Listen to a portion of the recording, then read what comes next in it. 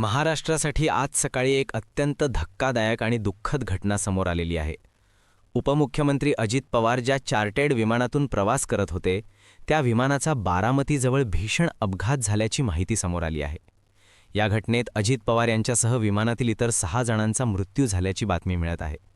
ही घटना महाराष्ट्राच्या राजकारणासाठी आणि संपूर्ण राज्यासाठी मोठा धक्का मानली जात आहे. मिळालेल्या माहितीनुसार अजित पवार आज सकाळी मुंबईहून पुण्याच्या दिशेने प्रवास करत होते.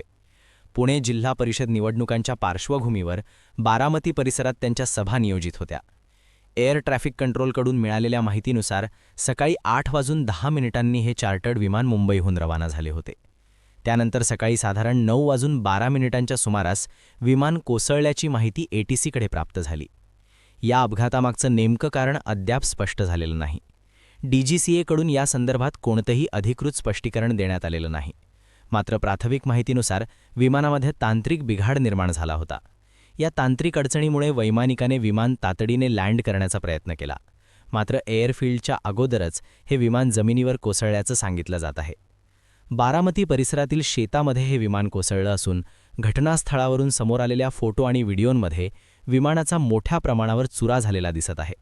विमानाचे अनेक भाग दूरवर फेकले गेले असून अपघातानंतर भीषण आग लागल्याचंही दिसून येतं. अपघातानंतर अजित पवार आणि विमानातील इतर जखमींना तातडीने रुग्णालयात हलवण्यात आलं होतं. मात्र उपचारांपूर्वीच सर्वांचा मृत्यू झाल्याची माहिती समोर आली आहे. या विमानामध्ये एकूण 6 जण प्रवास करत होते. यामध्ये अजित पवार, 2 वैमानिक, त्यांचे 2 सहकारी आणि एक केबिन अटेंडंट यांचा समावेश होता. या सर्वांचा या अपघातात मृत्यू झाल्याचं सांगितलं जात आहे.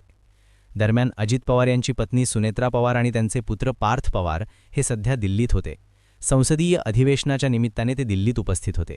घटनेची माहिती मिळताच ते सुप्रिया सुळे यांच्यासोबत दिल्लीहून बारामतीकडे रवाना झाले आहेत. ते लवकरच बारामतीमध्ये पोहोचतील अशी माहिती आहे. अजित पवार हे महाराष्ट्राच्या राजकारणातील अत्यंत प्रभावी, स्पष्ट वक्ते आणि वेगळ्या शैलीसाठी ओळखले जाणारे नेते होते. गेल्या 20 वर्षांहून अधिक काळ महाराष्ट्राच्या राजकारणावर त्यांची ठसठशीत छाप राहिली आहे. त्यांच्या अचानक जाण्यामुळे राज्याच्या राजकारणात मोठी पोकळी निर्माण झाली आहे. ही बातमी सांगणं देखील तितकंच वेदनादायक आहे.